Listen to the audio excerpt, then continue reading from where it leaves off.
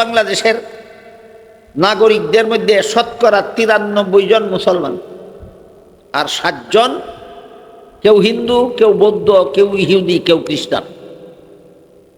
বাংলাদেশের নাগরিকদের মধ্যে শতকরা 93 জন কি মুসলমান। তা আমাদের 93 জনের মধ্যে 93 জন মুসলমানের মধ্যে 7 জন অমুসলমান বাস করে বাংলাদেশে। যেহেতু এদের ধর্ম আল্লাহর কাছে গ্রহণযোগ্য নয় এবং আল্লাহর নির্দেশ আমরা এদের ধর্ম পালনে বাধা দেব না, এটা তো ধর্মীয় ব্যাপার। কিন্তু সমাজে বসবাস করতে গিয়া তাদের সাথে আমাদের আচরণটা কেমন হবে, কেমন আচরণ করতে হবে অমুসলমানদের সাথে, মুসলমান সমাজে বসবাসকারী অমুসলমানদের সাথে মুসলমানদের আচরণ কেমন হবে, এই ব্যাপারে নির্দেশনা দিয়া আল্লাহ পাক রব্বুল আলামিন কোরআনে যে আয়াতটি নাজিল করেছেন, আমি সেই আয়াতটি আপনাদের সামনে তিলাওয়াত করেছিলাম। আল্লাহ বলেন, লা ইয়াত্তাখিযিল মুমিনুনাল কাফিরিনা আউলিয়া মিন দুনিল মুমিনিন। এই আয়াতের যত ব্যাখ্যা আছে সকল ব্যাখ্যার সারমর্ম হলো, মুসলমান সমাজে যত অমুসলমান বসবাস করে তাদের কতগুলি অধিকার আছে, মুসলমানের এই অধিকারগুলি খর্ব করার অনুমতি নেই। মুসলমান সমাজে বসবাসকারী অমুসলমানদের সর্বপ্রথম অধিকার হলো তাদের নিজস্ব ধর্ম পালনের অধিকার। সেখানে কোনো মুসলমান হস্তক্ষেপ করার অধিকার রাখে না। একটা একটা করে বলতেছি, শুনুন। আপনাদের সমাজে যে সমস্ত অমুসলমান বসবাস করে তাদের কতগুলি অধিকার আছে, এই অধিকারগুলি আপনারা খর্ব করতে পারবেন। এর মধ্যে একটা অধিকার হইল তাদের ধর্ম পালনের অধিকার, আপনারা তাদের ধর্ম পালনে বাধা দিতে পারবেন। 2 নম্বর অধিকার, তারা যদি অভাবগ্রস্ত হয়, তারা যদি বিপদগ্রস্ত হয়, তারা যদি রোগাক্রান্ত হয়, আপনি একজন মুসলমান অভাবগ্রস্ত হলে যেভাবে সাহায্য করবেন, আপনি একজন মুসলমান বিপদগ্রস্ত হলে যেভাবে সাহায্য করবেন, আপনি একজন মুসলমান রোগাক্রান্ত হলে যেভাবে সাহায্য করবেন, একজন অমুসলমান আপনার সমাজে বসবাসকারী একজন অমুসলমানও অভাবগ্রস্ত হইলে, বিপদগ্রস্ত হইলে, রোগাক্রান্ত হইলে এই মুসলমানদের মতোই সাহায্য সহযোগিতা করবেন। এটা তাদের 2 নম্বর অধিকার। 1 নম্বর অধিকার হইল ধর্ম পালনের অধিকার, 2 নম্বর অধিকার হইল বিপদের সময় আপনাদের সাহায্য সহযোগিতা পাওয়ার অধিকার। 3 নম্বর অধিকার, যাবতীয় সামাজিক কর্মকাণ্ড, খাওয়া দাওয়া, উঠা বসা, চলাফেরা, ব্যবসা বাণিজ্য, চাকরি বাকরি, এইগুলি মুসলমানরা মুসলমান সমাজে এইগুলিতে যত অধিকার পাবে, অমুসলমানরাও মুসলমান সমাজে বসবাসকারী অমুসলমানরাও সমান অধিকার পাবে। সামাজিকভাবে যত রকমের আচার আচরণ আছে সবগুলিতে অন্যান্য মুসলমানের সাথে আপনি যেভাবে মিলেমিশে সমাজে বসবাস করেন, ঠিক তেমনিভাবে মুসলমান সমাজে বসবাসকারী অমুসলমানদের সাথেও সামাজিকভাবে মিলেমিশে বসবাস করতে হবে। এদের সাথে বয়কট করে কাল যাপন করা যাবে না। এটা এদের 3 নম্বর অধিকার। 4 নম্বর অধিকার হলো, একজন মুসলমান আর একজন মুসলমানের সাথে যেমন ভাবে সদাচরণ করে, ভালো ব্যবহার করে, নম্র ব্যবহার করে, মধুর ব্যবহার করে, অমুসলমানরাও আপনাদের কাছে এই ব্যবহার পাওয়ার অধিকারী। একজন মুসলমানের সাথে আপনি যেমন ভাবে মধুর ব্যবহার করেন, হাসি মুখে কথা বলেন, একজন মুসলমানের সাথে আপনি যেমন খুশিবাসি আলাপ সালাপ করেন, ঠিক তেমনি ভাবে মুসলমান সমাজে বসবাসকারী অমুসলমানদের সাথেও আপনাকে হাসি মুখে কথা বলতে হবে, সদাচরণ করতে হবে, খুশিবাসি চলাফেরা করতে হবে, কারো সাথে কারো কোনো হিংসা বিদ্বেষ রাখা যাবে না। এটা মুসলমানদের কাছে তাদের 4 নম্বর অধিকার। কিন্তু আল্লাহ পাক রব্বুল আলামিন বলেন, লা ইয়াত্তাখিযিল মুমিনুনাল কাফিরিনা আউলিয়া মিন দুনিল মুমিনিন। এর মর্ম হলো তাদেরকে অন্তরঙ্গ বন্ধু বানানো যাবে না। বিপদে বলে সাহায্য করা যাবে, অভাবগ্রস্ত হলে সাহায্য করা যাবে, রোগে আক্রান্ত হলে চিকিৎসা করা যাবে, সামাজিক কর্মকাণ্ড সমানভাবে করা যাবে। এমনকি অন্যান্য মুসলমানদের সাথে যেরকম সদাচরণ আপনারা করেন, সমাজের সমস্ত অমুসলমানদের সাথেও সেই রকম সদাচরণ করবেন। কিন্তু অন্তরঙ্গ বন্ধু একজন মুসলমান কোনো অমুসলমানকে অন্তরঙ্গ বন্ধু বানাতে পারে না। পবিত্র কোরআনের এক আয়াতে আল্লাহ বলেন, ওয়ামা খালাকতুল জিন্না ওয়াল ইনসা ইল্লা লিয়াবুদুন। এর অর্থ হলো মানব দানবকে আমি শুধুমাত্র আমার ইবাদত করার জন্য সৃষ্টি করেছি। এখান থেকে পরিষ্কার হয়ে গেল মানব সৃষ্টির একমাত্র উদ্দেশ্য আল্লাহর ইবাদত। আল্লাহর ইবাদত করার জন্যই তিনি আমাদের মানুষ রূপে সৃষ্টি করেছেন। কি করে ভাইকে?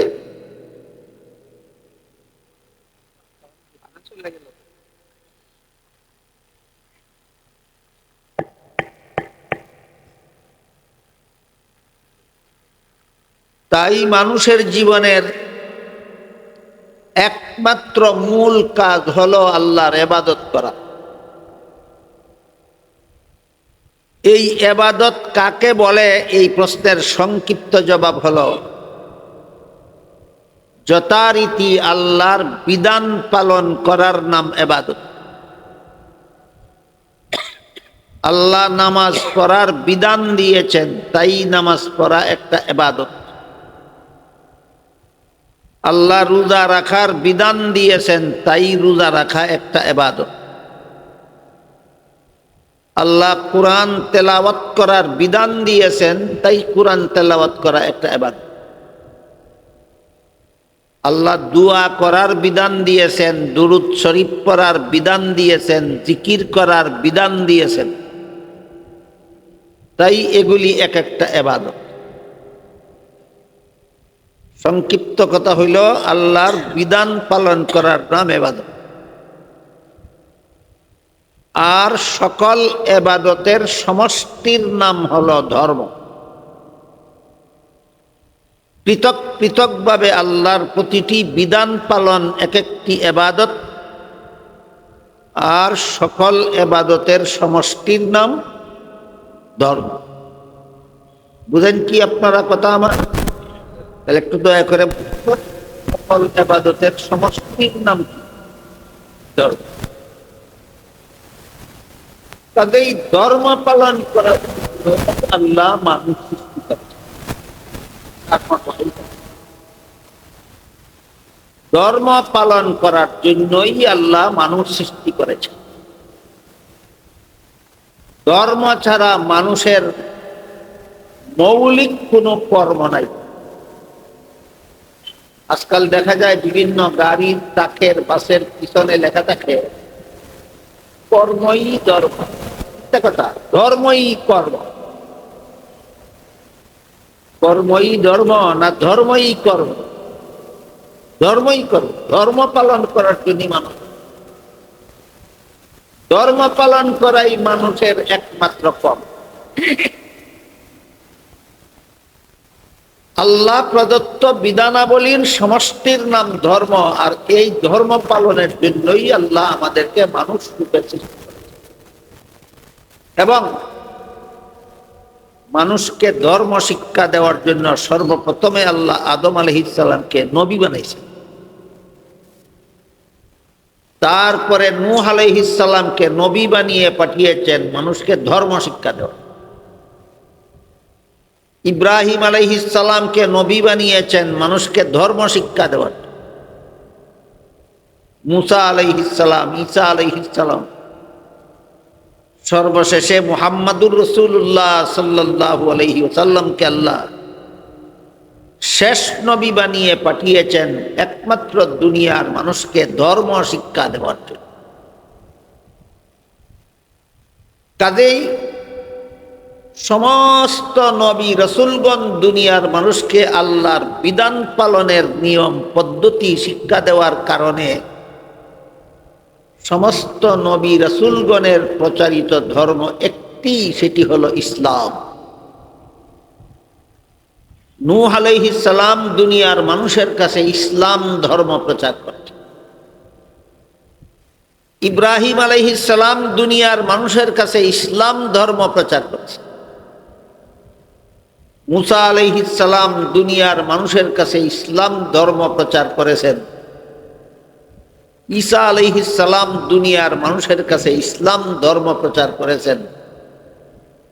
মুহাম্মাদুর রাসূলুল্লাহ সাল্লাল্লাহু আলাইহি ওয়াসাল্লাম দুনিয়ার মানুষের কাছে ইসলাম ধর্ম প্রচার। সকল নবীর প্রচারিত ইসলাম ধর্মের মূল কথার মধ্যে কোনো পার্থক্য নেই। সকল নবীর প্রচারিত ইসলাম ধর্মের মূল কথা এক ও অভিন্ন। এই রকম মূল কথা হইল সর্বমোট ৬টা। সকল নবীর উম্মত মুসলমান হওয়ার জন্য এই ৬ কথায় বিশ্বাসী হওয়া শর্ত। নূহ নবীর উম্মতের জন্য যেমন ভাবে ৬ কথা পালন, ৬ কথা গ্রহণ করা, ৬ কথা বিশ্বাস করা অপরিহার্য ছিল, ইব্রাহিম আলাইহিস সালামের উম্মতের জন্য তাই এই ৬ কথা পালন করাই, ৬ কথা বিশ্বাস করাই অপরিহার্য ছিল। মুসা নবীর উম্মতের জন্য তাই ছিল, ঈসা নবীর উম্মতের জন্য তাই ছিল, মুহাম্মাদুর রাসূলুল্লাহর উম্মতের জন্য তাই আছে। ৬ কথা বিশ্বাস করলেই আমরা ইসলাম ধর্মে দীক্ষিত হলাম। বুঝে থাকতে বলুন তো, নূহ আলাইহিস সালামের উম্মতেরা কত কথা বিশ্বাস করে ইসলাম গ্রহণ করেছিল? ইব্রাহিম আলাইহিস সালামের, মুসা আলাইহিস সালামের, ঈসা আলাইহিস সালামের, শেষ নবীর ৬ কথা। এই ৬ কথা আপনারা, আমি আশা করি অনেকেই জানেন, ইমানে মুফাসসালের মধ্যে উল্লেখ আছে। আমানতু বিল্লাহি ওয়া মালাইকাতিহি ওয়া কুতুবিহি ওয়া রুসুলিহি ওয়াল ইয়াউমিল আখির ওয়াল কদরি খাইরিহি ওয়া শাররিহি মিনাল্লাহি তাআলা ওয়াল বাসি বাদাল মাউত। এর মর্ম হলো, আমি আল্লাহকে বিশ্বাস করি, আমি আল্লাহর ফিরিস্তাগণকে বিশ্বাস করি, আমি আল্লাহর নাজিলকৃত আসমানি কিতাবগুলি বিশ্বাস করি, আমি আল্লাহর প্রেরিত নবী রাসূলগণকে বিশ্বাস করি, আমি আল্লাহর নির্ধারিত তকদীর বিশ্বাস করি, এবং আমি বিশ্বাস করি আখিরাতের চিরস্থায়ী জীবন। কথা হইল এই ৬টা। এই ৬ কথা যে কোনো যুগের, যে কোনো দেশের, যে কোনো মানুষ বিশ্বাস করে, সেই আল্লাহর কাছে মুমিন, মুসলমান বলে গণ্য হয়। নূহ আলাইহিস সালামের যুগের কোনো মানুষ এই ৬ কথা বিশ্বাস না করে মুসলমান গণ্য হতে পারে। ইব্রাহিম আলাইহিস সালামের যুগের কোনো মানুষ এই ৬ কথা বিশ্বাস না করে মুসলমান হতে পারে। মুসা আলাইহিস সালামের উম্মতের জন্য তাই, ঈসা আলাইহিস সালামের উম্মতের বেলায় তাই, শেষ নবীর উম্মতের বেলায় তাই। সুতরাং সকল নবীর প্রচারিত ইসলাম ধর্মের মূল কথা এক, অভিন্ন, কোনো পার্থক্য নেই। সকল নবীর উম্মতের জন্য এই ৬ কথা বিশ্বাস করে ইসলাম গ্রহণ করতে হতো। তাহলে বুঝে থাকলে বলুন তো, মৌলিকভাবে সকল নবীর ইসলাম ধর্মের মৌলিক বিষয়গুলি ভিন্ন না অভিন্ন? অভিন্ন। হ্যাঁ, কিছু খুঁটিনাটি বিষয়ের মধ্যে ভিন্নতা আছে, কাজকর্মের ব্যাপারে কিছু ভিন্নতা আছে। যেমন অন্যান্য নবীর ইসলাম ধর্মে সম্মানিত ব্যক্তিকে সেজদা দিয়ে সম্মান করা হালাল ছিল। মুহাম্মাদুর রাসূলুল্লাহর উম্মতের জন্য সম্মানিত ব্যক্তিকেও সম্মানের জন্য সেজদা করাও হারাম ঘোষণা করা হয়েছে। অন্য নবীর উম্মতের জন্য সম্মানিত ব্যক্তিকে সম্মান করার জন্য সেজদা করা হালাল ছিল। মুহাম্মাদুর রাসূলুল্লাহর উম্মতের জন্য এই সেজদাটা হালাল রয়েছে না হারাম করে দেওয়া হয়েছে? হারাম করে দেওয়া। কেন এমন হলো? যে কাজটা অন্য নবীর ইসলাম ধর্মে হালাল ছিল, এই কাজটা শেষ নবীর ইসলাম ধর্মে হারাম করে দেওয়া হলো কেন? এটা একটু কঠিন কথা, তারপরও বোঝা দরকার। আমার মনে হয় বিশেষ করে চট্টগ্রাম এবং সিলেটের মুসলমানদের বেশি বোঝা দরকার। বৃহত্তর চট্টগ্রামের মুসলমানদের এবং বৃহত্তর সিলেটের মুসলমানদের বেশি বোঝা দরকার যে সম্মানের সেজদাটা অন্য নবীর ইসলামে হালাল ছিল, এই সেজদাটা মুহাম্মদুর রাসূলুল্লাহর ইসলামে হারাম করা হলো কেন? এই প্রশ্নের জবাবটা ব্যাপকভাবে সব মুসলমানেরই বোঝা দরকার। বিশেষভাবে আমার ধারণা মতে চট্টগ্রাম এবং সিলেটের মুসলমানদের ভালোভাবে বোঝা দরকার। তার কারণ আমার জানা মতে এই দুই জেলার বহু মুসলমান নিজেদের পীরকে সম্মানের জন্য সেজদা করে, পীরের কবরকে সম্মানের জন্য সেজদা করে, পীরের মাজারকে সম্মানের জন্য সেজদা করে। আর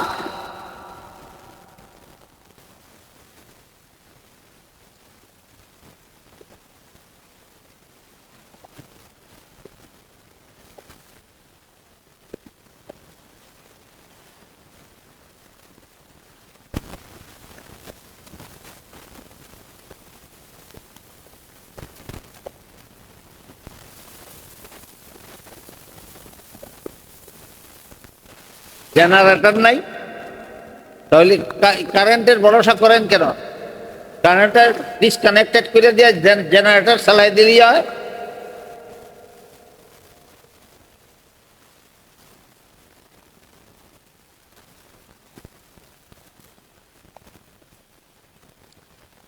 এখন আর মাহফিল শেষ না হওয়া পর্যন্ত আর জেনারেটর বন্ধ করবেন না, কারেন্ট চালাবেন না। কারণ একটা তথ্য আপনাদের জানা না থাকতে পারে, আমার জানা আছে। সেটা হইল, শয়তান যখন দেখে মানুষ কুরআন হাদিসের কথা বুঝে ফেলছে, তখন আর কোনো অসুবিধা করতে না পারলে কারেন্টের গাড়ে শোয়ার হয়। বলেন, শয়তান আর কোনো উপায় না পেলে শেষ পর্যন্ত কিসের গাড়ে শোয়ার হয়? এই কারেন্টের গাড়টা আর পেতে দেবেন না শয়তান শোয়ার হয়। কারেন্টটা বন্ধ করে রাখে, জেনারেটরই চলুক শেষ পর্যন্ত। বলতেছিলাম, বিশেষ করে চট্টগ্রাম এবং সিলেটের মুসলমানদের জন্য এই প্রশ্নের জবাবটা জানা দরকার যে অন্যান্য নবীর শরীয়তে সম্মানিত ব্যক্তিকে সম্মান করার জন্য সেজদা করা হালাল ছিল, কিন্তু মুহাম্মদুর রাসূলুল্লাহর শরীয়তে এটা হারাম করা হলো কেন?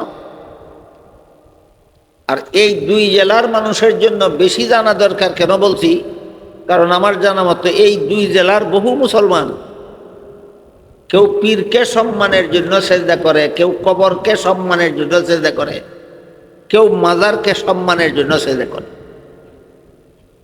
এদেরকে যখন বলা হয় আল্লাহ ছাড়া আর কাউকে সেজদা করা হারাম, তখন তারা বলে ফিরিস্তারা যে আদমকে সেজদা করেছিল সেটা কি হারাম ছিল? যদি না হয়ে থাকে তাহলে আমারটা হারাম হবে কেন? কি পরিমাণ ইত্রামি দলিল শিখেছে চিন্তা করেন। আদম আলাইহিস সালামের শরীয়তে, আদম আলাইহিস সালামের ইসলাম ধর্মে সম্মানিত ব্যক্তিকে সেজদা দিয়ে সম্মান করা হালাল ছিল। তোমার নবীর শরীয়তে হারাম। তুমি কি আদম নবীর উম্মত না মুহাম্মদুর রাসূলুল্লাহর উম্মত? তুমি মুহাম্মদুর রাসূলুল্লাহর উম্মত হয়ে আদম নবীর ইসলামী শরীয়তের দলিল দাও কেন শয়তান কোথাকার? আদম আলাইহিস সালামের ইসলাম ধর্মে তো আপন মেয়েকে আপন ছেলের কাছে বিয়া দেওয়া হালাল ছিল। আদম হাওয়া যখন প্রথম দুনিয়াতে আসলেন, তখন তাদের ঘরে প্রতি বছর 2টি করে যমজ সন্তান জন্ম হইত। আগের বছর একটি ছেলে একটি মেয়ে একসাথে জন্ম হইত, পরের বছর আবার একটি ছেলে একটি মেয়ে একসাথে জন্ম। আল্লাহ আদেশ দিলেন তোমার আগের বৎসরের ছেলের কাছে পরের বৎসরের মেয়েকে বিয়ে দাও, আর পরের বৎসরের ছেলের কাছে আগের বৎসরের মেয়েকে বিয়ে দাও। বুঝে থাকলে বলুন তো, আদম আলাইহিস সালাম নিজের মেয়েদেরকে কার ছেলের কাছে বিয়ে দিতেন? এখন যদি কেউ নিজের মেয়েকে নিজের ছেলের কাছে বিয়ে দিয়ে বলে আদমে দিলে যদি হালাল হয় আমি দিলে হারাম হবে কেন, এটা দলিল না শয়তানি? এইরকম শয়তানি ওইটাও। এটা আদম নবীর ইসলাম ধর্মে হালাল ছিল, তোমার নবীর ইসলামে হারাম। এই জন্য বলেছি কিছু বিস্তারিত ব্যাখ্যা বিশ্লেষণের বেলায় বিভিন্ন নবীর ইসলাম ধর্মের বিভিন্ন বিধিবিধানে ভিন্নতা আছে, পার্থক্য আছে, কিন্তু মৌলিক 6 কথার মধ্যে সমস্ত নবীর ইসলাম ধর্মের মূল 6 কথা অভিন্ন। মৌলিক 6 কথা অভিন্ন। যেমন নিজের ছেলের কাছে নিজের মেয়ে বিয়া দেওয়ার ব্যাপারটা এইটা আদমের ইসলামে হালাল ছিল, মুহাম্মদী ইসলামে হারাম। তেমনি ভাবে সম্মানিত ব্যক্তিকে সেজদা দিয়ে সম্মান করা পূর্ববর্তী নবীর ইসলাম ধর্মে হালাল ছিল, শেষ নবীর ইসলাম ধর্মে হারাম। কিন্তু 6 কথার মধ্যে কোনো ভিন্নতা নাই। 6 কথার প্রথম কথা হলো আমি আল্লাহকে বিশ্বাস করি। 2 নম্বর কথা হলো আমি আল্লাহর ফিরিস্তাগণকে বিশ্বাস করি। 3 নম্বর কথা হলো আমি আল্লাহর নাজিলকৃত আসমানি কিতাব তথা কুরআন বিশ্বাস করি। 4 নম্বর কথা হলো আমি আল্লাহর প্রেরিত নবী রাসূলগণকে বিশ্বাস করি। 5 নম্বর কথা হলো আমি আল্লাহর নির্ধারিত তকদির বিশ্বাস করি। 6 নম্বর কথা হলো আমি পরকালের চিরস্থায়ী জীবন বিশ্বাস করেন। আপনারা কটা হইল? এই 6 কথা সকল নবীর ইসলাম ধর্মের মূল কথা। এই 6 কথা সকল নবীর ইসলাম ধর্মের মূল কথা। তাইলে কি এক একজন নবীর এক এক ধর্ম ছিল, না সকল নবীর এক ধর্ম ছিল? হ্যাঁ, এই কথাটা বোঝাবার জন্য আমি এতক্ষণ অন্যান্য কথা আপনাদেরকে, এক এক নবীর এক এক ধর্ম ছিল না, সকল নবীর এক ধর্ম ছিল। এই জন্য সকল নবীর ধর্মের মূল কথা 6টা অভিন্ন। আদম আলাইহিস সালামের ধর্মের নাম ছিল ইসলাম, নূহ আলাইহিস সালামের ধর্মের নাম ছিল ইসলাম, ইব্রাহিম আলাইহিস সালামের ধর্মের নাম ছিল ইসলাম, মুসা আলাইহিস সালামের ধর্মের নাম ছিল ইসলাম, ঈসা আলাইহিস সালামের ধর্মের নাম ছিল ইসলাম। যেমন ভাবে মুহাম্মাদুর রাসূলুল্লাহ সাল্লাল্লাহু আলাইহি ওয়াসাল্লামের ধর্মের নাম।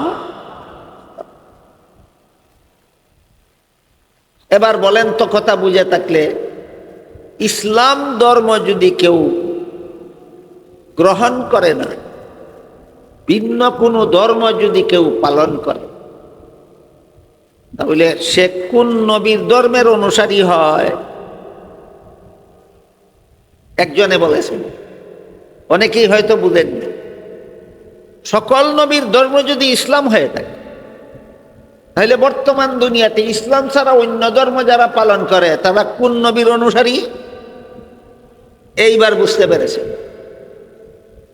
বর্তমান দুনিয়াতে ইসলাম ছাড়া আর যত ধর্ম আছে, এই ধর্মের যত অনুসারী আছে, তারা কোনো নবীর অনুসারী নয়। তাদের ধর্ম আল্লাহ প্রদত্ত ধর্ম নয়। তাদের ধর্ম আল্লাহ প্রদত্ত ধর্ম নয়। কোন কোন ধর্মে এমন আছে যে এটা মন গড়া ভাবে বানানোই হয়েছে, ধর্মটা বানানোই হয়েছে মন গড়া। আর কোন কোন ধর্মে এমন আছে বর্তমান দুনিয়াতে ইসলাম ছাড়া, যেগুলি আল্লাহ যেই ইসলাম ধর্ম দিয়েছিলেন সেই ইসলাম ধর্ম তারা রাখিনি, সেটাকে ক্যান্সেল করে দিয়ে তারা নূতনভাবে ধর্মের একটা রূপরেখা দিয়েছে। 2 প্রকার এই বর্তমান দুনিয়াতে ইসলাম ছাড়া যত ধর্ম আছে সবগুলি এই 2 প্রকার। হয়তো শুরু থেকেই মন গড়াভাবে বানানো, আর না হয় শুরুতে আল্লাহ দিয়েছিলেন কিন্তু আল্লাহর দেওয়া রূপরেখা তারা রাখেনি, তারা মন গড়া রূপরেখা তৈরি করেছে। এই 2 প্রকার ধর্মের 2টা উদাহরণ দিচ্ছি। অন্যান্য ধর্ম, যে সমস্ত ধর্ম বর্তমান দুনিয়াতে চালু আছে, এইগুলির মধ্যে একটা ধর্মের নাম আছে বৌদ্ধ ধর্ম। বৌদ্ধ ধর্ম প্রতিষ্ঠা করেছিলেন গৌতম বুদ্ধ নামের একজন সাধক, যিনি দীর্ঘদিন জঙ্গলে সাধনা করেছেন। তিনি সাধনা করার জন্য জঙ্গলে গিয়েছিলেন কেন? মানুষের কতগুলি অবস্থা দেখে তিনি আন্তরিকভাবে অত্যন্ত ব্যথিত হয়েছিলেন, এবং এই দুঃখজনক অবস্থার থেকে মানব জাতিকে রক্ষা করার জন্য তিনি জঙ্গলে গবেষণা করতে গিয়েছিলেন। মানুষের বিভিন্ন দুর্দশা দেখে তিনি আন্তরিকভাবে ব্যথিত হয়েছেন। কি দুর্দশা? এক সময়ের সুস্থ মানুষ একদিন অসুস্থ হয়ে যায়। একদিনের যুবক মানুষ কিছুদিন পরে বৃদ্ধ হয়ে যায়। একদিনের জীবিত মানুষ কিছুদিন পরে মরে যায়। যে সুস্থ মানুষ অসুস্থ হয়ে যাওয়াটা তার কাছে বড় দুঃখজনক মনে হল। যুবক কিছুদিন পরে বৃদ্ধ হয়ে যাওয়াটা তার কাছে বড় অসহনীয় মনে হল। জীবিত মানুষ মরে যাওয়াটা তার কাছে বড় দুঃখজনক মনে হল। মানুষের এই দুর্গতির থেকে মানুষকে উদ্ধার করার জন্য তিনি জঙ্গলে গেলেন সাধনা করতে, গবেষণা। দীর্ঘদিন জঙ্গল বাসে থেকে গবেষণা সাধনা শেষ করে জঙ্গল থেকে বের হয়ে এসে মানব জাতিকে যাবতীয় বিপর্যয় থেকে রক্ষা করার জন্য একটা মূল মন্ত্র শিক্ষা দিলেন। এই মূল মন্ত্রের উপর ভিত্তি করেই বৌদ্ধ ধর্ম প্রচার হইল। এই মূল মন্ত্রটা ছিল জীব হত্যা মহাপাপ। এটা হইল বৌদ্ধ ধর্মের মূল মন্ত্র, জীব হত্যা মহাপাপ। এই জন্য বৌদ্ধ ধর্মাবলম্বীরা না কোনো গোশত খেতে পারে, গোশত খেতে হলে জীব হত্যা করতে হয়। না কোনো মাছ খেতে পারে, মাছ খেতে হলে জীব হত্যা করতে হয়। শুধু শুকনা মাছ খেলে জীব হত্যা দরকার হয় না। বলেন, শুকনা মাছ বুঝেন? আমরা সিলেটি ভাষায় বলি শুক্তি। কি বলেন? শুধু শুক্তি খেতে হলে জীব হত্যা করতে হয় না, হয়। সুতরাং জীব শুক্তি খাওয়ারও কোনো উপায় নেই। না গোশত খাওয়ার কোনো উপায় আছে, না মাছ খাওয়ার কোনো উপায় আছে, না শুক্তি খাওয়ার কোনো উপায় আছে। শুধু খাওয়ার সহজ ব্যবস্থা হলো নিরামিষার ডাল। তাই বলে কি বৌদ্ধ ধর্মের কোনো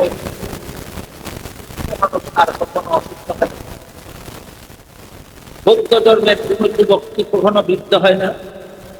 বৌদ্ধ ধর্মের অনুসারী কোন জীবিত মানুষ কি কখনো মরে না? মরে না? তাহলে তোমার মন গড়া ধর্মটা সত্য প্রমাণিত হইল না বাতিল? এইভাবে যত মন গড়া বানানো ধর্ম আছে সবগুলি মন গড়া বানাবার কারণে বাতিল। এরপর যে সমস্ত ধর্ম আল্লাহ দিয়েছিলেন, কিন্তু আল্লাহর দেওয়া বিধিবিধান রাখেনি, আল্লাহর দেওয়া বিধিবিধান গ্রহীত করে তারা মন গড়া বিধিবিধান সংযুক্ত করেছে। এই জাতীয় ধর্মগুলির মধ্যে বর্তমান দুনিয়াতে সবচেয়ে ধর্মের নাম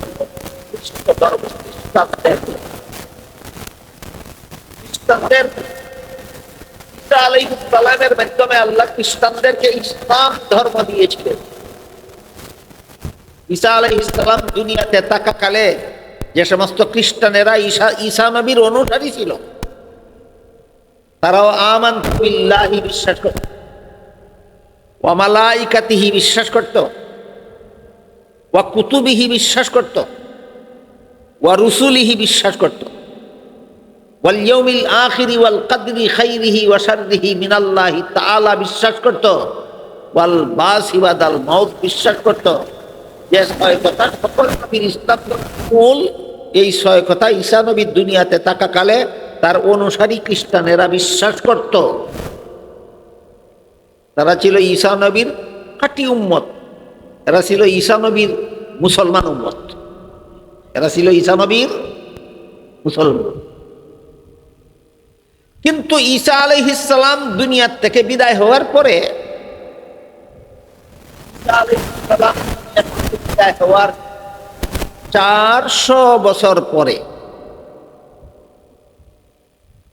খ্রিস্টানদের 4 পণ্ডিত, খ্রিস্ট ধর্মের অনুসারী 4 পণ্ডিত তাওরাত কিতাবের একটা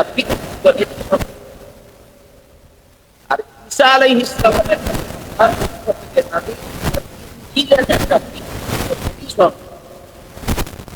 একত্রিত করে এক ভলিউম তৈরি করে নাম দিল বাইবেল। বুঝে থাকলে বলুন, বাইবেল কতটা কিতাবের? তাওরাত আর ঈসা আলাইহিস সালামের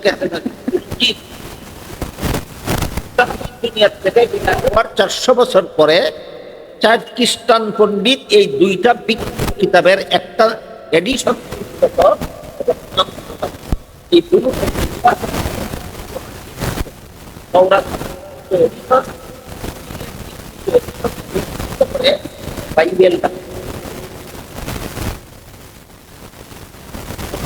দুনিয়ার ইহুদি খ্রিস্টানেরা এই বাইবেল তাদের পবিত্র মহা আসমানি মহাগ্রন্থ মনে করে।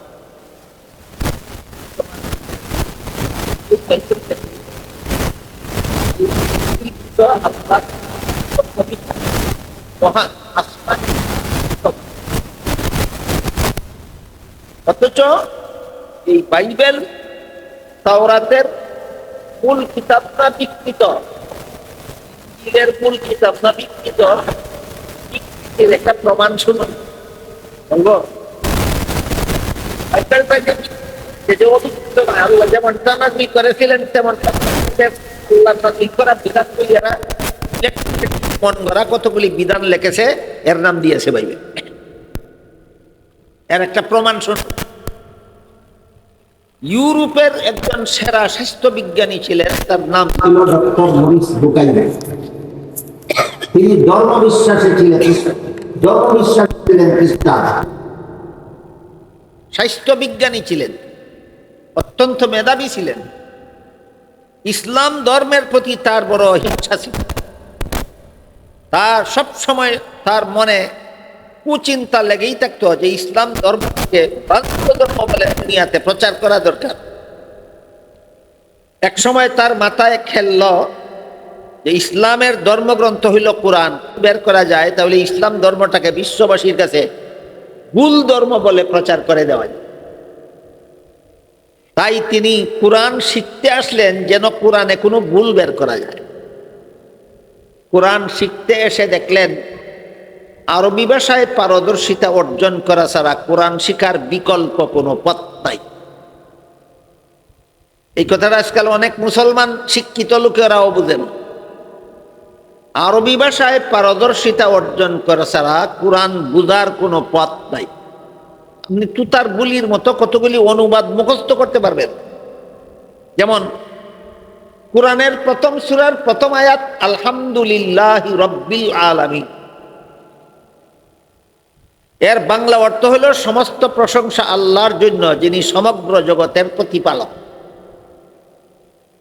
এই যে আমি বললাম আলহামদুলিল্লাহি রাব্বিল আলামিন, আয়াতের বাংলা অর্থ হলো সমস্ত প্রশংসা আল্লাহর জন্য যিনি সমগ্র জগতের প্রতিপালক। তুতার বলির মতো আপনি অনুবাদটা মুখস্থ করতে পারবেন, কিন্তু সমস্ত প্রশংসা যে বললেন এই সমস্ত কোন শব্দের অর্থ আপনি পারবেন না বলতে। এখানে সমস্ত বাংলা শব্দটা আলহামদুলিল্লাহর কোন শব্দের অর্থ বলতে পারবেন না। কাজেই যারা আরবি ভাষা জানেন না তারা কোরআনের বাংলা অনুবাদ পরে পরে মর্মটা হয়তো বুঝতে পারবেন, কিন্তু কোরআনের সঠিক ব্যাখ্যা বিশ্লেষণ বোঝা অনুবাদের দ্বারা সম্ভব নয়। এই বিষয়টা যখন ডক্টর মরিস বুকাইলি অনুধাবন করতে পারলেন, তখন সৌদি সরকারের সহযোগিতায় আগে আরবি ভাষায় পারদর্শিতা অর্জন করলেন। আরবি ভাষার পণ্ডিত হওয়ার পরে তিনি কোরআন পড়া শুরু করলেন। শুরু থেকে শেষ পর্যন্ত কোরআন পড়ে কোনো ভুল খুঁজে পেলেন না। শেষ পর্যন্ত তিনি সংবাদ পেলেন রাশিয়ার তাসকন্দের জাদুঘরে হযরত উসমান রাদিয়াল্লাহু আনহুর হাতের লেখা কোরআনের একটা এডিশন জাদুঘরে সংরক্ষিত আছে। তাই তিনি ভাবলেন ১৫০০ বছর আগের হাতের লেখা কোরআনের সাথে ১৫০০ বছরের পরের প্রেসে ছাপা কোরআন মিলালে অবশ্যই যথেষ্ট পরিমাণ ভুল বের হবে। এই চিন্তা নিয়ে তিনি ওই জাদুঘরে গেলেন, গিয়ে উসমান রাদিয়াল্লাহু আনহুর হাতের লেখা কোরআনের সাথে আধুনিক যুগের প্রেসে ছাপা কোরআন মিলিয়ে দেখলেন একটা কথার মধ্যে কোনো গরমিল নাই, একটা শব্দের মধ্যে কোনো গরমিল নাই, একটা অক্ষরের মধ্যে কোনো গরমিল নাই, একটা নুক্তার মধ্যে কোনো গরমিল নাই, একটা জের জবরের মধ্যে কোনো গরমিল নেই।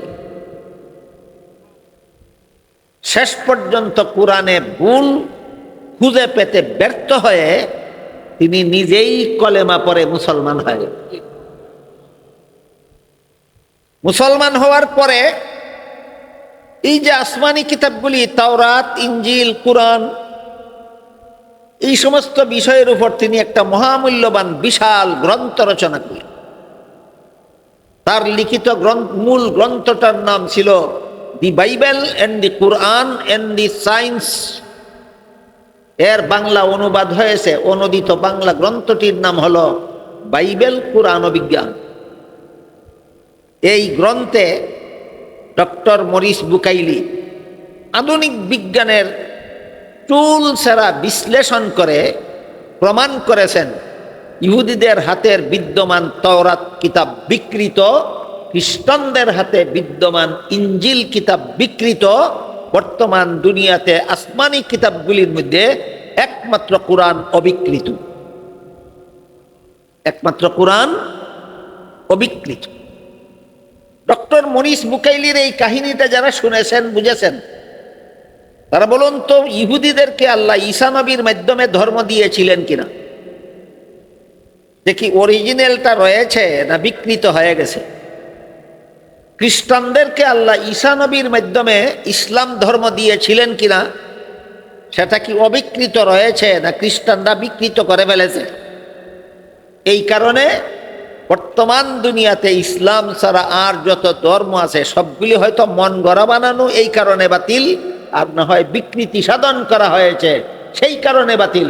তাই একমাত্র ইসলাম ছাড়া বর্তমান দুনিয়ার প্রচলিত সমস্ত ধর্ম বাতিল।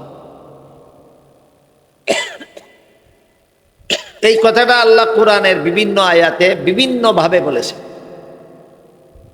এক আয়াতে বলেছেন ইন্নাদ দীনা ইনদাল্লাহিল ইসলাম। এর অর্থ হলো আল্লাহর কাছে গ্রহণযোগ্য ধর্ম একমাত্র ইসলাম। আর এক আয়াতে বলেছেন ওয়া'দাল্লাহুল্লাযীনা আমানু মিনকুম ওয়া আমিলুস সালিহাতি লায়াস্তাখলিফান্নাহুম ফিল আরদ কামাস্তাখলাফাল্লাযীনা মিন ক্বাবলিহিম ওয়া লায়ুমাক্কিনান্না লাহুম দীনাহুমুল্লাযী ইরতাদা লাহুম। এই শেষ বাক্যটার অর্থ হলো তোমাদের ইসলাম ধর্ম আল্লাহর কাছে পছন্দসই। এক আয়াতে বলেছেন আল্লাহর কাছে গ্রহণযোগ্য ধর্ম ইসলাম, আর এক আয়াতে বলেছেন ইসলাম ধর্ম আল্লাহর কাছে পছন্দসই। আরো পরিষ্কারভাবে সূরা আলে ইমরানের 85 নম্বর আয়াতে আল্লাহ বলেছেন মাই ইয়াবতাগি গায়রাল ইসলামি দীনান ফালাই ইউকবালা মিনহু। ইসলাম ছাড়া আর কোনো ধর্মই আল্লাহর কাছে গ্রহণযোগ্য নয়। সবচেয়ে পরিষ্কার কথা পাওয়া গেল সূরা আলে ইমরানের 85 নম্বরে, ইসলাম ছাড়া আর কোনো ধর্মই আল্লাহর কাছে গ্রহণযোগ্য নয়। এই কথাটা সূরা আলে ইমরানের 85 নম্বর আয়াতের এই কথাটা যে একমাত্র ইসলাম ছাড়া আর কোনো ধর্মই আল্লাহর কাছে গ্রহণযোগ্য নয়, এই কথাটা এর কারণটা কি? এতক্ষণ যারা আমার কথা শুনেছেন তার বলুন তো এর কারণটা কি? কারণ হলো বাকি সবগুলি ধর্ম বাতিল, বাকি সবগুলি ধর্ম বাতিল। বুঝে থাকলে বলুন সূরা আলে ইমরানের 85 নম্বর আয়াতে যে আল্লাহ বললেন একমাত্র ইসলাম ছাড়া আর কোনো ধর্মই আল্লাহর কাছে গ্রহণযোগ্য নয়, কেন? বাকি সবগুলি বাতিল। এতটুকু কথা বোঝার পরে এখন আরেকটা কথা আমি আপনাদের সামনে তুলে ধরছি, সেটা হলো সূরাতুল বাকারার 256 নম্বর আয়াতে আল্লাহ বলেছেন, লা ইকরাহা ফিদ্দীন। এর অর্থ হলো ধর্মের বেলায় বল প্রয়োগ চলবে না, বরং সমস্ত ধর্মাবলম্বীকেই আপন আপন ধর্ম পালনের স্বাধীনতা দিতে হবে। কেউ কারো ধর্ম পালনে বাধা দিতে পারবে না, কেউ কাউকে গায়ের জুড়ে ধর্মান্তরিত করতে পারবে না। প্রতি সমস্ত ধর্মাবলম্বীকে স্বাধীনভাবে আপন আপন ধর্ম পালনের সুযোগ সুবিধা দিতে হবে। এবার প্রশ্ন জাগে, ইসলাম ছাড়া বাকি সবগুলি ধর্ম যদি বাতিলই হয়, তাহলে পালন করার স্বাধীনতা দিতে হবে কেন? আর পালন করার স্বাধীনতাই যদি দেওয়া হয়, তাহলে গ্রহণযোগ্য হবে না কেন? আমার কথা বুঝেন আপনারা? প্রশ্নটা কি বুঝতে পেরেছেন? এই প্রশ্নের জবাব না জানার কারণে বর্তমান সমাজের বহু শিক্ষিত মুসলমান সত্য ধর্ম আর বাতিল ধর্মকে একাকার করে জগা খিচুড়ি পাকাচ্ছে। সত্য ধর্ম আর বাতিল ধর্মকে একাকার করে কি পাকাচ্ছে? জগা খিচুড়ি পাকাচ্ছে। এই জগা খিচুড়ি মার্কা একটা স্লোগান গত 15-20 বছর যাবৎ বাংলাদেশে দেওয়া হচ্ছে, সেটা হলো ধর্ম যার যার, উৎসব সবার। বলে কিনা? ধর্ম যার যার, উৎসব সবার। এই স্লোগানের আড়ালে বহু মুসলমান হিন্দুদের দুর্গা পূজার মিষ্টি খায়। কোন স্লোগানের বাহানায় মুসলমানেরা দলে দলে দুর্গা পূজার মিষ্টি খায়? ধর্ম যার যার, উৎসব।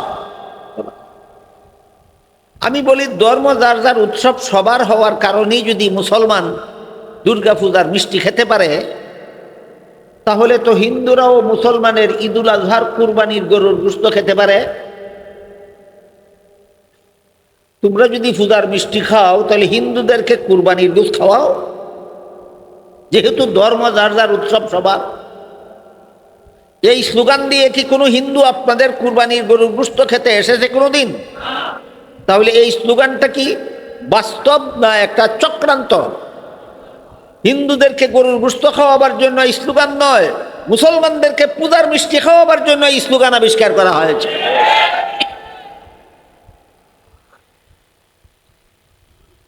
কেউ যদি বলে কৃষিকাজ যার যার, ফসল সবার, মানবেন? কেউ যদি বলে ব্যবসা যার যার, মুনাফা সবার, মানবে কেউ? কেউ যদি বলে চাকুরি যার যার, বেতন সবার, মানবে কেউ? আর কোনো পাগলে যদি কয় বিয়া যার যার, বউ সবার, মানবে কোনো ছাগলে? এইগুলি যেমন পাগলামি আর সাগলামি কথা।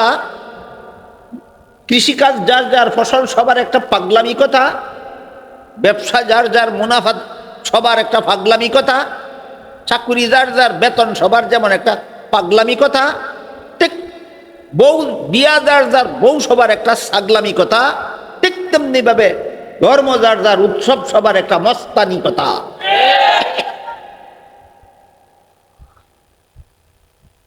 সত্য ধর্মে আর বাতিল ধর্মে জগা খিচুড়ি পাকাবার এই চক্রান্ত চলছে এই স্লোগানের মাধ্যমে। দলিল দেওয়া হচ্ছে সূরাতুল বাকারার 256 নম্বর আয়াতের দ্বারা। সেখানে আল্লাহ বলেছেন, সমস্ত ধর্মাবলম্বীরা আপন আপন ধর্ম পালনের সাথে। তাই আমাদের বোঝা দরকার, যেখানে সূরা আলে ইমরানের 85 নম্বর আয়াতে পরিষ্কার ভাষায় বলে দিলেন ইসলাম ছাড়া আর কোনো ধর্মই আল্লাহর কাছে গ্রহণযোগ্য নয়, তাহলে সূরাতুল বাকারার 256 নম্বর আয়াতে সমস্ত ধর্মাবলম্বীদের তাদের ধর্ম পালনের স্বাধীনতা দিলেন কেন? প্রশ্নের জবাবটা একটা উদাহরণের মাধ্যমে আমরা বোঝার চেষ্টা করি। যে কোনো শিক্ষা প্রতিষ্ঠানে ছাত্রদেরকে শিক্ষাদানের পরে যখন পরীক্ষা নেওয়া হয়, পরীক্ষার্থী ছাত্ররা যখন প্রশ্নপত্র হাতে নিয়ে পরীক্ষার হলে বসে, আপনাদের জানা থাকলে বলুন তো, সকল পরীক্ষার্থী ছাত্ররাই কি প্রশ্নের সঠিক জবাব লেখে, না অনেকে ভুলও লেখে? ভুল লেখলে পাশ করবে না ফেল করবে? সন্দেহ আছে? নিঃসন্দেহে ফেল করবে। ভুল লেখলে ফেল করা যদি নিশ্চিত হয়, তাহলে লেখার সময় পরীক্ষক তুমি বাধা দাও না কেন? আর বাধাই যদি দিলে না তাইলে ফেল করবে কেন? এই প্রশ্নের যেই জবাব, ইসলাম ছাড়া আর কোনো ধর্ম যদি গ্রহণযোগ্যই না হয় তাহলে পালন করতে বাধা দেব না কেন? আর বাধাই যদি দেব না তাহলে গ্রহণযোগ্য হবে না কেন? ওই প্রশ্নেরও সেই জবাব। পরীক্ষার্থী ছাত্র প্রশ্নের জবাব ভুল লিখলে বাধা দেব না, যে কারণে ইসলাম ছাড়া বাতিল ধর্ম কেউ দুনিয়াতে পালন করলে তাকেও আমরা ধর্ম পালনে বাধা দেব না। একই কারণে, সেই কারণটা হইল গ্রহণযোগ্যতার কারণে নয়, নিয়ম রক্ষার জন্য।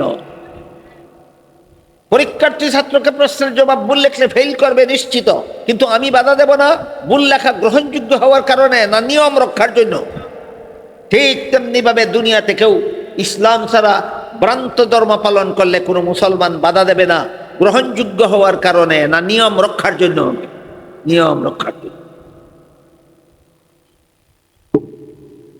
এই সুযোগে যদি কোনো পরীক্ষার্থী প্রশ্নের জবাব ইচ্ছা মতো ভুল লেখে, তাহলে যেভাবে তার কপালে গুড়ার ডিম ছাড়া আর কিছু নাই, ঠিক তেমনি ভাবে এই সুযোগে কেউ যদি ইসলাম ছাড়া আর কোনো ধর্ম ইচ্ছা মতো পালন করে, আল্লাহ বলেন ওয়াহুয়া ফিল আখিরাতি মিনাল খাসিরিন, পরকালে তার কপালে চিরস্থায়ী জাহান্নাম ছাড়া আর কিছু নাই।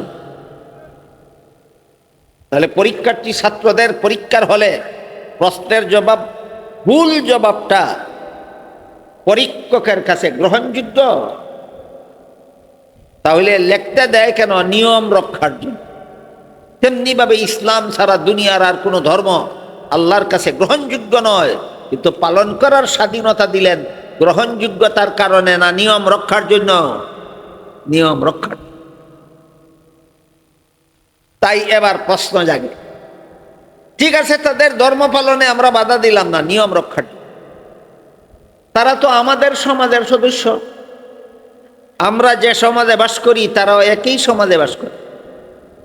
যেমন ধরুন, বাংলাদেশের নাগরিকদের মধ্যে শতকরা 93 জন মুসলমান, আর 7 জন কেউ হিন্দু, কেউ বৌদ্ধ, কেউ ইহুদি, কেউ খ্রিস্টান। বাংলাদেশের নাগরিকদের মধ্যে শতকরা 93 জন কি মুসলমান। তা আমাদের 93 জনের মধ্যে 93 জন মুসলমানের মধ্যে 7 জন অমুসলমান বাস করে বাংলাদেশে। যেহেতু এদের ধর্ম আল্লাহর কাছে গ্রহণযোগ্য নয় এবং আল্লাহর নির্দেশ আমরা এদের ধর্ম পালনে বাধা দেব না, এটা তো ধর্মীয় ব্যাপার।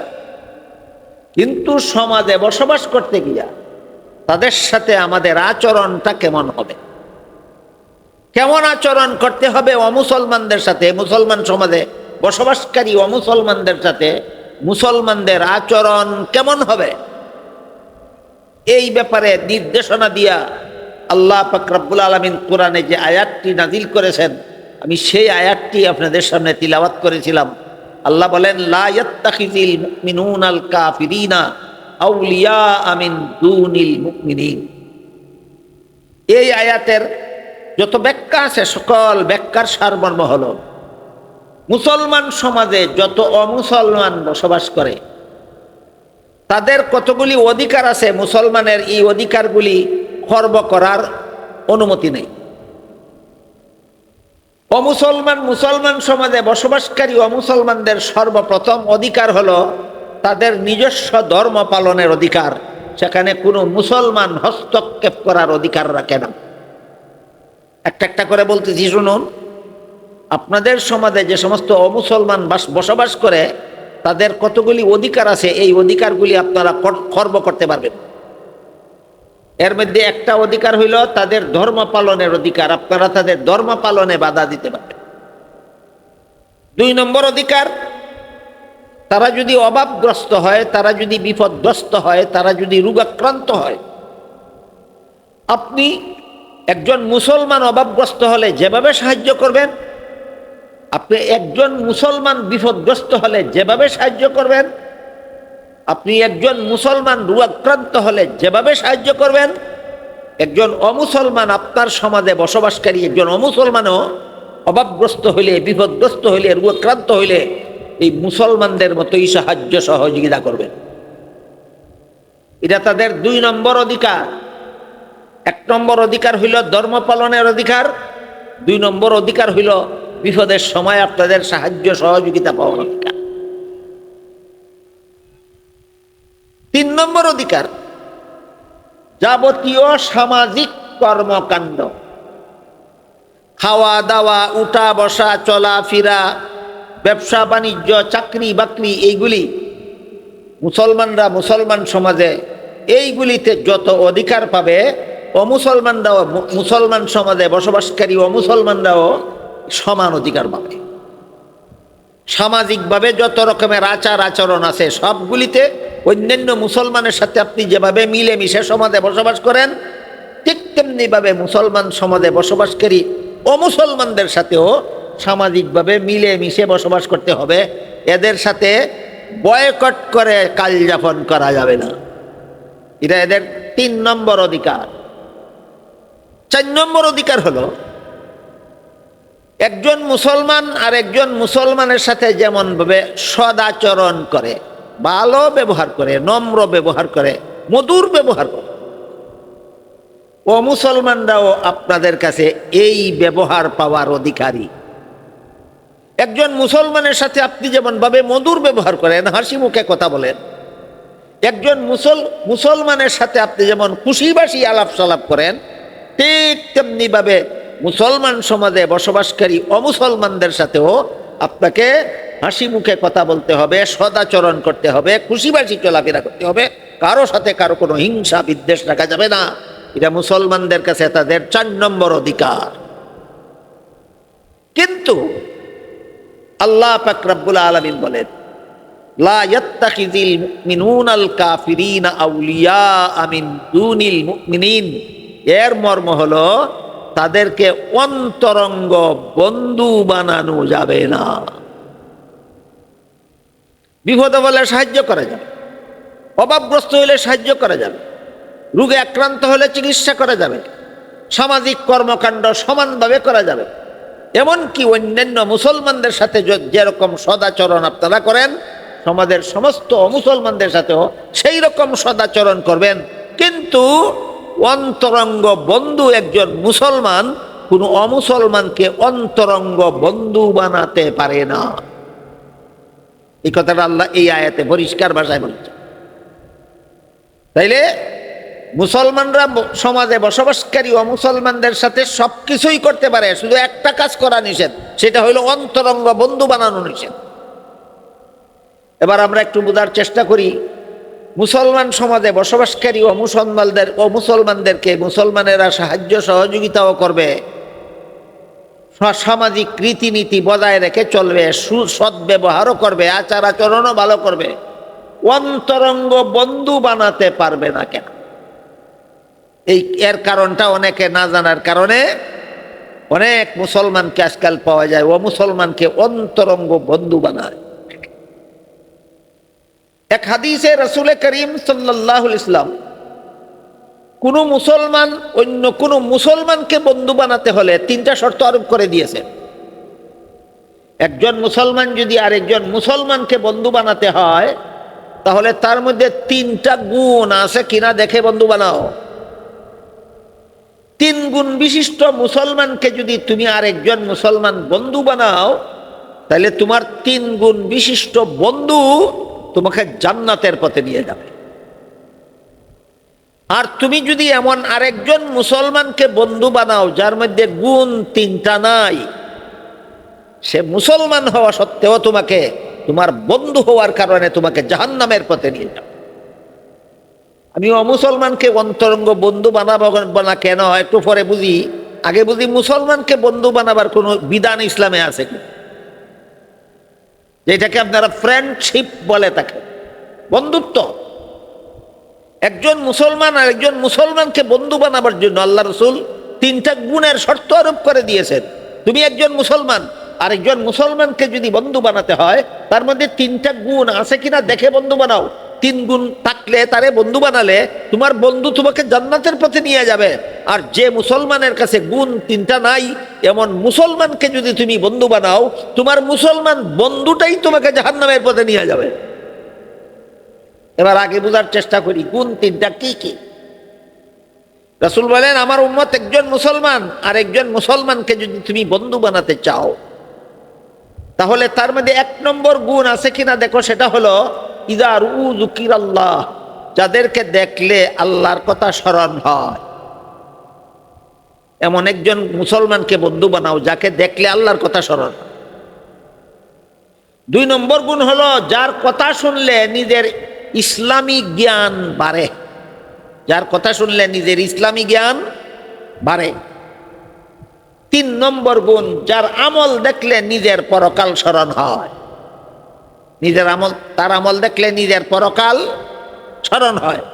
এমন 3 গুণ বিশিষ্ট কোনো মুসলমান যদি পাও আর তুমি যদি তাকে বন্ধু বানাও, তোমার 3 গুণ বিশিষ্ট বন্ধু তোমাকে জান্নাতের পথে নিয়ে যাবে।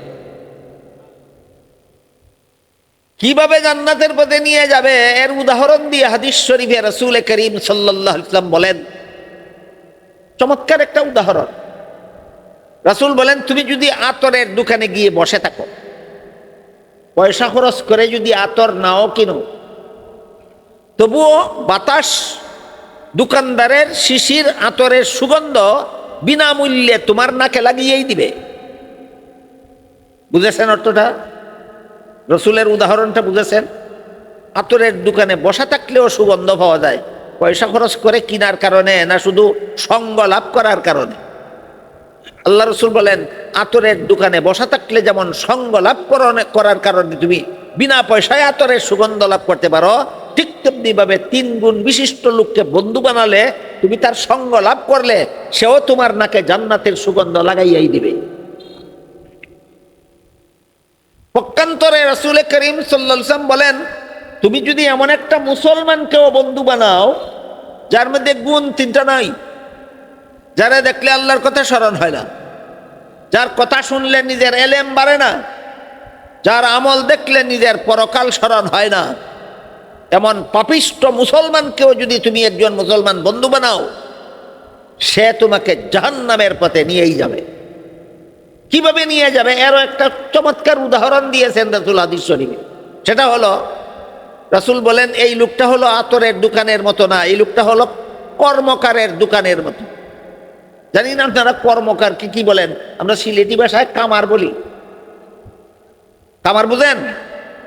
রাসূল বলেন, তুমি যদি কামারের দোকানে গিয়ে বসে থাকো, কামার যে চুলার মধ্যে লোহা পোড়ায়, তুমি যদি সেই চুলার মধ্যে লোহা পোড়া নিতে শরীক নাও হও, কামার যে হাতুড়ি দিয়া পুরা লোহা পিটায়, তুমি যদি সেই পুরা লোহা পিটা দিতে অংশগ্রহণ নাও করো, শুধু যদি চুপচাপ বসে থাকো, তবুও এই কামারের চুলার লোহা পুরা ধোঁয়ার দুর্গন্ধ বাতাস তোমাকে তোমার নাকে লাগাইয়েই দেবে। বলেন, তার কাজে শরীক হওয়ার কারণে না শুধু তার সঙ্গ লাভ করার কারণে? ঠিক তেমনি ভাবে যেই মুসলমানের গুণ 3টা নাই, এমন মুসলমানকে যদি আমার কোনো উম্মত বন্ধু বানায়, তাহলে কামারের দোকানের মতো তোমার পাপিষ্ট বন্ধু তোমার নাকে জাহান্নামের দুয়ার দুর্গন্ধ লাগাইয়াই দিবে। তাহলে ইসলামে ফ্রেন্ডশিপ করার কোনো নীতিমালা নাই, ইসলামে বন্ধু বানাবার কোনো নীতিমালা নাই। ইসলামের নীতিমালা হলো, তুমি এমন একজনকে বন্ধু বানাও যে তোমাকে জান্নাতের পথে নিয়ে যাবে। ফ্রেন্ডশিপের এই হইল রুল। ইসলাম বলে, কোন মুসলমান যদি কাউকে বন্ধু বানায়, 3 গুণ বিশিষ্ট লোককে বন্ধু বানাবে যে তাকে জান্নাতের পথে নিয়ে যাবে।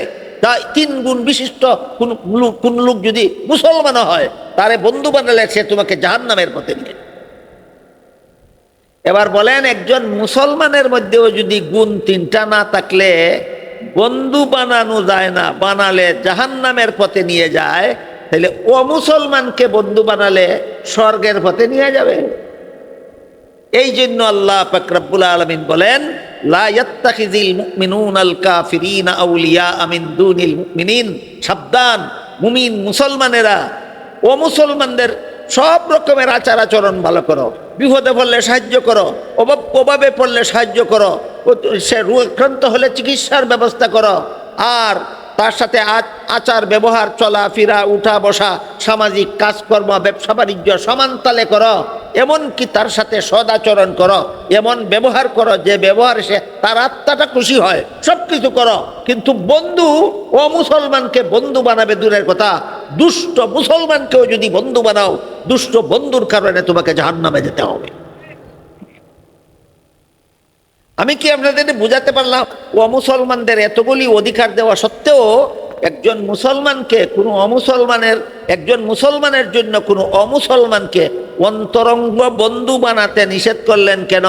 কারণ পাপিষ্ট মুসলমানকে বন্ধু বানালে সেই যদি আমাকে জাহান্নামের পথে নিয়ে যায়, অমুসলমানকে বন্ধু বানালে তোমারে নরকে না নিয়ে ছাড়বে না। এই কারণে অমুসলমানদের যাবতীয় সামাজিক অধিকার মুসলমানরা আদায় করবে, কিন্তু অন্তরঙ্গ বন্ধু অমুসলমানকে বানাবে দূরের কথা, 3 গুণ ছাড়া কোনো মুসলমানকেও একজন সত্যিকারের মুসলমান বন্ধু বানাতে পারে না।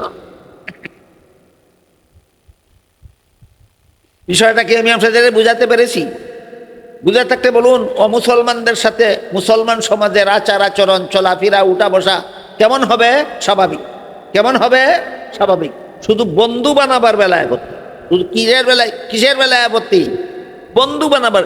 তো অমুসলমানের সাথে অমুসলমানকে মুসলমান বন্ধু বানাবার বেলায় আল্লাহর আপত্তি না। 3 গুণ ছাড়া মুসলমানের সাথেও, 3 গুণবিহীন মুসলমানের সাথে বন্ধু বানাতে তো আল্লাহর আপত্তি। উদাহরণস্বরূপ ধরুন, একজন মুসলমান 5 বেলার 1 বেলাও নামাজ পড়েন। আছে কি এমন মুসলমান আপনাদের সমাজে? 5 বেলার 1 বেলাও নামাজ পড়ে না। ওই লোকটাকে যদি আপনি অন্তরঙ্গ বন্ধু বানান, আপনি নমাজি থাকলেও শেষ পর্যন্ত বেনমাজি বন্ধু আপনাকে বেনমাজি না বানিয়ে ছাড়বে না। তাহলে বেনমাজিটাকে বন্ধু বানাবার কারণে আপনাকে জান্নাতের পথে নিয়ে গেল না জাহান্নামের পথে নিয়ে গেল? ধরুন একটা মুসলমান সুদখোর, তাকে আপনি বন্ধু বানালেন। একটা মুসলমান ঘুষখোর, তাকে আপনি বন্ধু বানালেন। একটা মুসলমান মদখোর, তাকে আপনি বন্ধু বানালেন। একটা মুসলমান গাঁজাখোর, তাকে আপনি বন্ধু বানালেন। একটা মুসলমান দুর্নীতিবাজ, তাকে আপনি বন্ধু বানালেন। একটা মুসলমান জালিয়াতিকারী, তাকে আপনি বন্ধু বানালেন। আপনার এই জালিয়াতিকারী বন্ধু, দুর্নীতিবাজ বন্ধু, মদখোর বন্ধু, গাঁজাখোর বন্ধু, ঘুষখোর বন্ধু, সুদখোর বন্ধু আপনাকে সুদখোর, ঘুষখোর, মদখোর, গাঁজাখোর, দুর্নীতিবাজ, জালিয়াতিকারী না বানিয়ে ছাড়বে না। তাহলে ইসলামে ফ্রেন্ডশিপ জিনিসটা মামুলি না অত্যন্ত গুরুত্বপূর্ণ? ইসলামে বন্ধুত্ব স্থাপনের জিনিসটা এত বড় গুরুত্বপূর্ণ যে একজন মুসলমান কোনো বাতিল ধর্মের অনুসারীকে বন্ধু বানাবে দূরের কথা, পাপিষ্ট মুসলমানকেও একজন সত্যিকারের মুসলমান বন্ধু বানাতে পারে না। কেন? হাদিস শরীফে আল্লাহ রাসূল বলে দিয়েছেন, ওই 3 গুণ বিশিষ্ট মুসলমানকে যদি তুমি বন্ধু বানাও, তোমার বন্ধু তোমাকে জান্নাতের পথে নিয়ে যাবে। 3 গুণ বিবর্জিত মুসলমানকে যদি তুমি বন্ধু বানাও, 3 গুণ বিবর্জিত মুসলমান বন্ধু তোমাকে জাহান্নামের পথে নিয়ে যাবে। আমার কথা আগাগোড়া যারা শুনেছেন, বুঝেছেন, তাদেরকে আমি জিজ্ঞেস করতে চাই, আপনি কি জাহান্নামে নেওয়ার মতো বন্ধু চান না জান্নাতে নেওয়ার মতো বন্ধু চান? তাহলে কি অমুসলমানকে বন্ধু বানানো যায়? শুধু অমুসলমানকেই বন্ধু বানানো যায় না, নাকি পাপিষ্ট মুসলমানকেও সত্যিকারের মুসলমান বন্ধু বানাতে পারে না? হ্যাঁ, অমুসলমানকে কোনো মুসলমান বন্ধু বানাবে দূরের কথা, পাপিষ্ট মুসলমানকেও সত্যিকারের কোনো মুসলমান বন্ধু বানাতে পারে না। এই হলো ইসলামে ফ্রেন্ডশিপ রুল, বন্ধু বানাবার নীতি। আল্লাহ আপনাদের আমাদের সবাইকে বুঝার এবং জীবনে বাস্তবায়ন করার তৌফিক দান করুন। আমিন। সুবহানা রাব্বিকা রাব্বিল ইজ্জাতি আম্মা ইয়াসিফুনা ওয়া সালামুন আলাল মুরসালিন আলহামদুলিল্লাহি রাব্বিল আলামিন। যারা দোয়াতে শরীক হবেন বসা থাকুন, আস্তাগফিরুল্লাহ দুরূদ শরীফ পড়ুন।